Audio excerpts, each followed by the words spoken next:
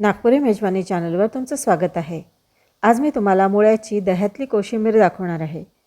उन्हाळ्याच्या दिवसात ऊन कडक व्हायला लागलं की आपण शरीराला थंडावा देणारे अनेक पदार्थ करतो। हा त्यातलाच एक पदार्थ आहे।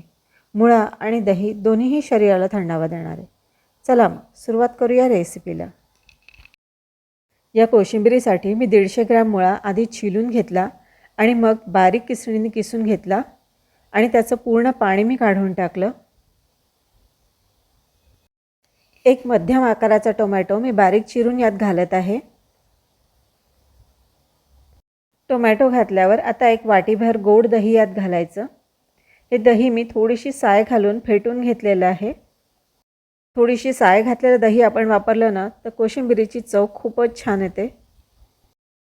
मीठ घालायचं आपल्या चवीनुसार आणि आता यात थोडीशी साखर घालायची। मी अर्धा चमचा साखर घालत आहे। आपण यात दही आणि टोमॅटो असं दोन्ही वापरलेलं आहे। हे दोन्ही जिन्नस थोडे आंबट असतात म्हणून थोडीशी साखर जरूर घालायची।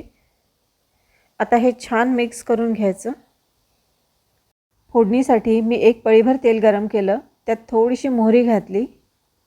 मोहरी फुटायला लागल्यावर त्यात हिरवी मिरची घालायची। हिरवी मिरची तेलामध्ये छान खमंग होऊ द्यायची, म्हणजे मिरचीचा छान असा सुगंध कोशिंबीरीला येतो। मिरची छान परतून झाली की 1 टीस्पून एवढा हिंग घालायचा। हिंगसुद्धा छान परतून घ्यायचा तेलावर। फोडणी अगदी खमंग तयार झालेली आहे आणि मस्त सुगंधसुद्धा येत आहे। फोडणी आता कोशिंबीरीत मिक्स करूया। छान कालवून घ्यायचं पुन्हा एकदा। आता फक्त बारीक चिरलेली कोथिंबीर घालायची राहिली आहे, ती पण मिक्स करून घेऊया।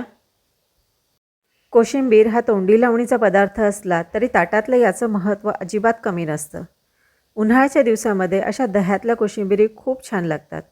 तेव्हा अशी माझ्या पद्धतीची मुळ्याची दह्यातली कोशिंबीर तुम्ही नक्की ट्राय करून बघा आणि रेसिपी जर आवडली असेल तर लाईक शेअर कमेंट करा। जर तुम्ही नवीन असाल माझ्या चॅनलवर तर सबस्क्राईब करायला अजिबात विसरू नका। पुन्हा भेटूया आणखी एका नवीन रेसिपीसह। तोपर्यंत गुड बाय।